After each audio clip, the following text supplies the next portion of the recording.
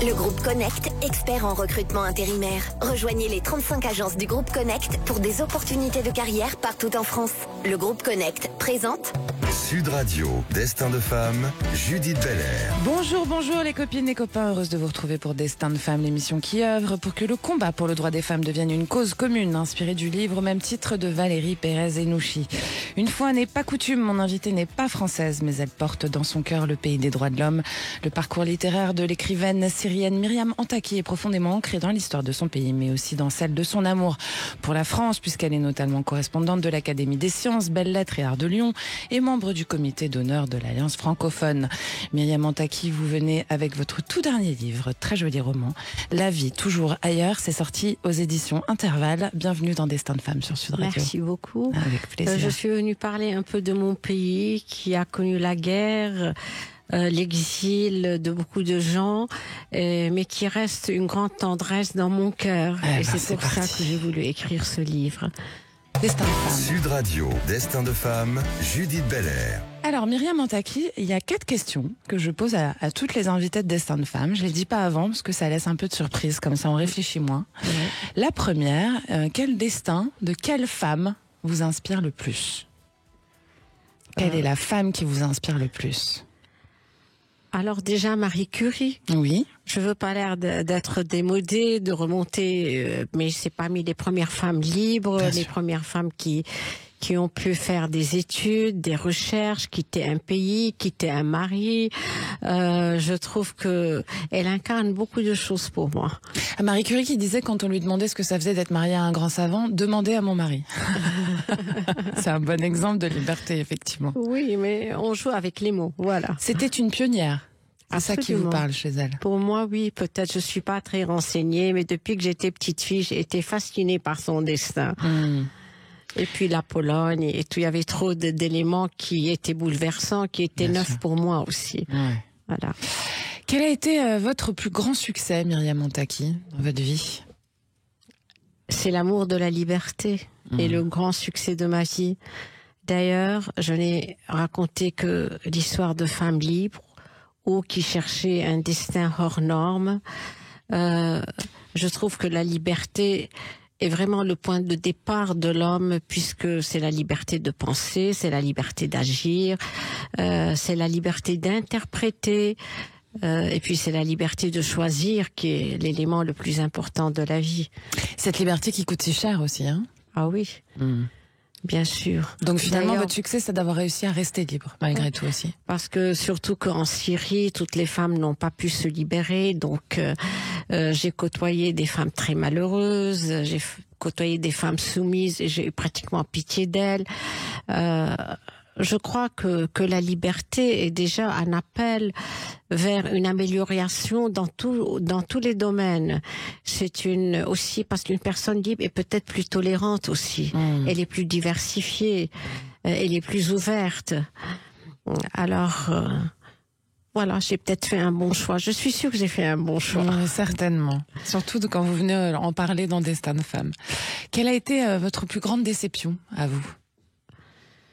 Je crois que les grandes déceptions sont souvent liées à l'amour. On a toujours eu une histoire d'amour malheureuse, peut-être adolescente, est-ce que je sais.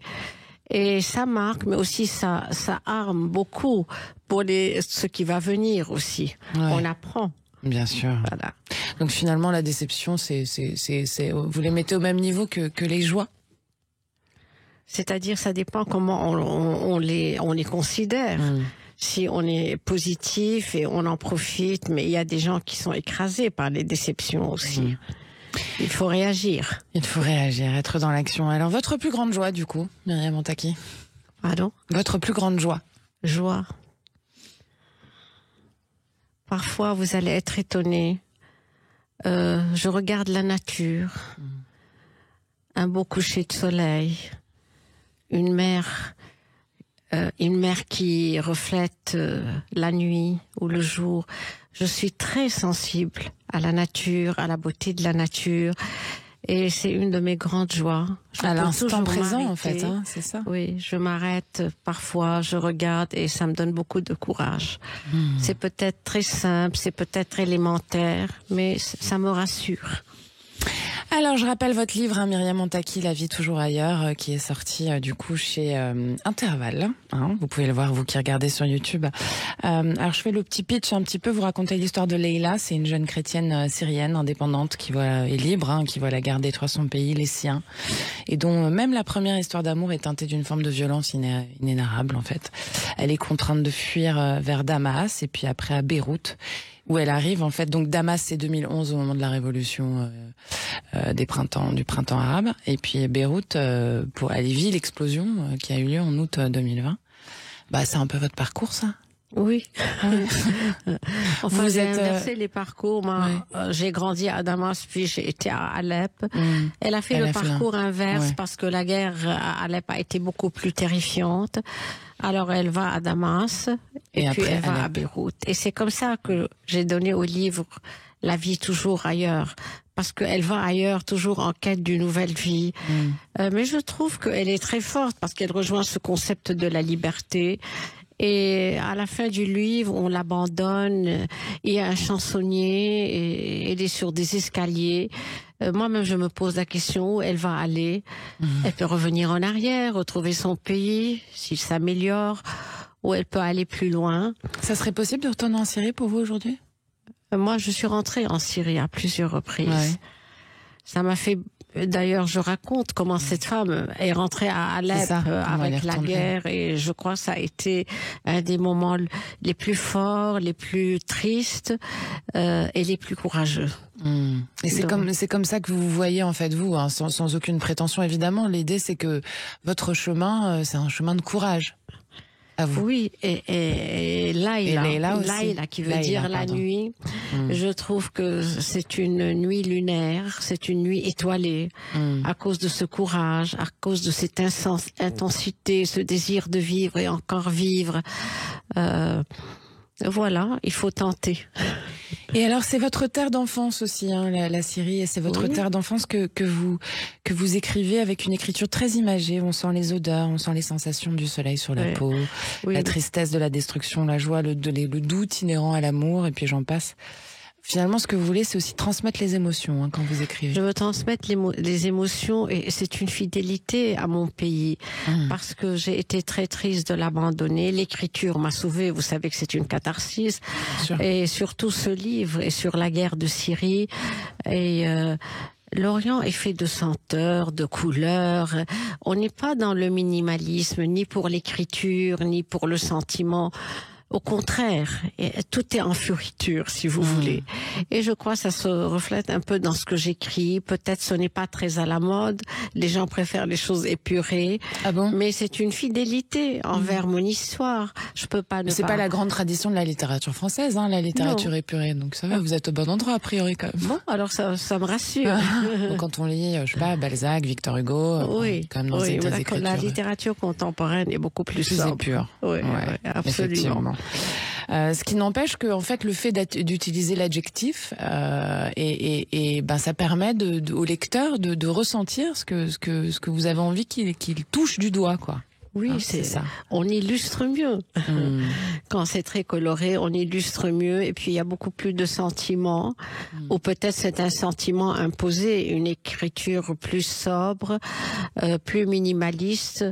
Il faut deviner. Peut-être pour le lecteur, il peut se projeter différemment. Mais là, c'est une façon de raconter une vérité, un art de vivre. Oui, une fidélité, voilà. Alors vous citez, pour rebondir un peu ce que vous disiez tout à l'heure, hein, sur cette écriture qui soigne, vous citez en introduction Marguerite Duras qui dit, je cite, « Il me semble que c'est lorsque ce sera dans un livre que cela ne me fera plus souffrir, que ce ne sera plus rien, que ce sera effacé. » Alors c'est pas tout à fait ce que vous faites quand même. C'est-à-dire que ça fait plus mal quand c'est dans un livre, mais ça s'efface pas du tout, ça s'inscrit chez vous. Myriam Montaki, j'ai envie de dire. Ça s'efface pas, mais tout de même l'écriture reste une catharsis. On a l'impression d'avoir partagé. Partager est très important dans l'écriture. Et on se dit peut-être ça sensibilisera les autres, ça les rapproche d'un problème, peut-être ils ne peuvent pas le résoudre, mais au moins ils sont avertis. Voilà. Alors, vous nous parlez aussi d'un moment qui a été un moment tragique de l'humanité. C'est quand la ville de Palmyre a été prise et que le directeur du site archéologique, Khaled El Assad, a été torturé, décapité, puis accroché à une colonne sur l'agora de la ville par les terroristes. J'ai perdu le mot tellement ça m'a choqué cette histoire. Ça, c'est vraiment ce qu'on voit aujourd'hui aussi dans le monde. On voit cette montée du terrorisme qu'on voit un petit peu partout, y compris actuellement ce qui se passe en Israël avec le Hamas ou ce qui peut se passer parfois au Liban avec le Hezbollah. Vous, où que vous alliez, vous l'avez rencontré, cette violence noire, j'ai envie de dire, cette fureur. Et votre réponse, c'est ça, c'est la liberté, c'est la douceur, quoi. Aussi. Enfin, je ne sais pas si par la douceur on peut affronter l'aile et Daesh. Non, mais vous, dans votre...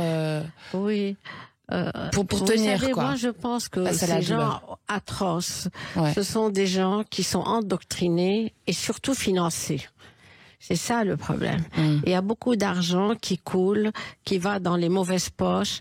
Et vous savez, tous ces intégristes, tous ces tueurs sont arrivés en Syrie par la Turquie, qui a ouvert ses portes à tout cela.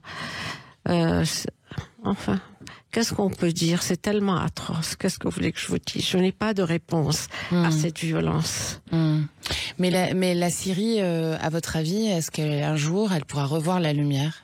Cette Syrie que vous aimiez tant? Elle peut revoir la lumière. Vous savez, il y a un problème toujours d'ordre politique. La Syrie, maintenant, elle ploie sous les sanctions. Malheureusement, les sanctions n'atteignent jamais les personnes qu'elles devraient atteindre. Et c'est toujours les plus pauvres qui payent pour ça, qui se retrouvent de plus en plus misérables. Vous êtes bien sur Sud Radio et c'est Destin de femme aujourd'hui avec Myriam Antaki, qui est écrivaine et qui nous a écrit un très beau livre, La vie toujours ailleurs. C'est sorti chez Intervalle. Vous restez avec nous pour la deuxième partie de cette émission. À tout de suite. Le groupe Connect, expert en recrutement intérimaire. Rejoignez les 35 agences du groupe Connect pour des opportunités de carrière partout en France. Le groupe Connect présente Sud Radio, Destin de femme, Judith Belair. Sud Radio, c'est Destin de femme, l'émission consacrée aux femmes au parcours hors du commun. Aujourd'hui, nous sommes avec l'écrivaine Myriam Antaki et son dernier livre, La vie toujours ailleurs. C'est sorti aux éditions Intervalle. Bienvenue à vous qui nous rejoignez. Alors, il y a une phrase sur le fait que vous rêvez avant d'écrire, Myriam, Myriam Antaki.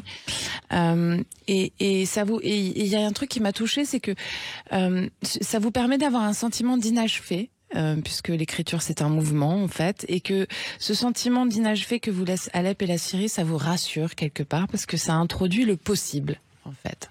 Oui, rien n'est clos. D'ailleurs, même si c'est un livre sur la guerre, c'est un livre de l'espoir. C'est ça. Et je crois que Laïla, l'héroïne, elle va, la vie toujours ailleurs, c'est toujours dans l'espoir d'atteindre quelque chose.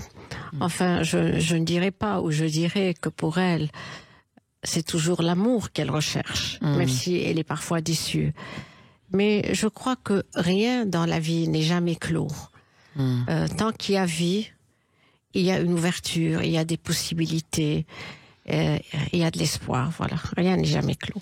Donc la vie toujours ailleurs, c'est aussi votre espoir à vous, quoi, dont vous nous parlez. Oui. Parce que surtout que j'ai appris à vivre toujours ailleurs, ici et là. Bah oui, c'est ça.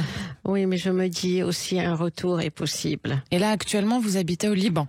Je suis au Liban, à Beyrouth. Depuis le début de la guerre. Depuis 2011, j'ai quitté la maison en 24 heures et j'ai été au Liban. Voilà, vous avez tout laissé au Liban jusqu'en 2017 à la libération d'Alep. Donc j'étais restée pratiquement 6-7 ans hors de ma maison. Et quand vous êtes rentrée, vous avez retrouvé vos affaires ou pas? Il y avait eu un ou deux obus sur la maison, mais la maison n'avait pas été pillée. C'est que cette partie centrale de la ville avait été plus ou moins préservée. Quand d'autres étaient rasés, c'était géographiquement mieux qu'ailleurs. Voilà. Et en termes de voisinage et des gens que vous connaissiez, comment est-ce que vous avez pu retrouver des gens en revenant? J'ai retrouvé les gens, mais le problème de la Syrie d'ailleurs, je le dis enfin avec une de ces femmes qui veulent être libres, c'est l'exode. Et il y a eu l'exil de millions de personnes. Je crois il y a 6 ou 7 millions de personnes qui sont éparpillées ici et ailleurs. Oui, mais ça, il faut organiser le retour aussi. Il faut que le pays soit pacifié. Il faut que les gens puissent avoir des ressources pour vivre. Moi, je trouve que tous les exilés du monde sont dans des situations dramatiques. Parce qu'ils sont dans des conditions de vie peut-être pas dangereuses, mais tellement tristes. Ils sont déracinés, ils n'attendent plus rien. Et souvent, les enfants ne peuvent pas aller à l'école, donc l'avenir est triste. Et je crois que le plus important aujourd'hui, c'est d'aider la Syrie à récupérer ces millions de gens qui sont un fardeau pour les autres pays. Dans tous les pays, que ce soit en Turquie, que ce soit au Liban ou en Jordanie, c'est un fardeau de porter 1 million et 2 millions et 3 millions de réfugiés. Mais ça, vous savez, c'est l'Occident qui doit le décider. La Syrie d'elle-même ne peut pas récupérer tous ces gens-là. Alors, pourquoi c'est l'Occident et pas la Syrie? Parce que la Syrie est sous des sanctions. Donc si l'Occident lève les sanctions, elle n'a pas les moyens. Mais elle est toujours dirigée par Bachar el-Assad, la Syrie. Elle est dirigée par Bachar el-Assad, mais c'est un pays qui est écartelé entre l'Amérique est quelque part, la Turquie est quelque part, les Russes sont là. Le Hezbollah est là, c'est un pays qui est déchiqueté de toutes parts. Et les sanctions, ce qui fait que le pays est très très pauvre. Récupérer 5 millions de réfugiés, par exemple, vous avez besoin de fonds, il faut une aide internationale. Bien sûr. Et voilà. C'est pas simple d'aider, de donner une aide internationale à Bachar el-Assad, c'est ça le problème. C'est ça le problème. L'Occident ne veut pas aider Bachar el-Assad. Mais qui veut-il aider? Qui veut-il aider? C'est un problème qui devrait être résolu parce que je trouve que tous ces gens retrouver leur pays aurait été vraiment une grâce pour eux. Alors vous avez tout vu, on l'a dit, le début de l'horreur, Daesh à Rafah, la destruction de Palmyre, puis l'explosion à Beyrouth, et puis tout ça, ça vous a donné encore plus envie de liberté. Et puis dans tout ce chaos, vous aviez quand même un pied en France depuis un bout de temps, parce que par exemple, vous avez reçu un prix de l'amitié franco-arabe pour votre premier roman en 1985. Ce prix littéraire qui souligne aussi votre envie de créer le lien. D'où vous vient cet amour de la France? C'est parce que c'est le pays des droits de l'homme? Ce sont des familles en Syrie qui ont toujours été francophones, francophiles. On nous parlait le français à la maison quand on était tout petit. C'est un peu les réminiscences du mandat. Dans des familles chrétiennes, je vous dis, la France était protectrice des chrétiens d'Orient sur plusieurs générations. Puis avec Clémenceau, la laïcité, bien sûr, ça a changé. Mais il y a eu quelque part une relation rassurante avec la France. Et bien sûr, ça se reflète par la culture, la langue. Bien sûr. Ouais. Et alors vous avez fait aussi des études en économie, en psychologie. Est-ce que ça a façonné aussi votre manière de décrire vos personnages ou de regarder les événements?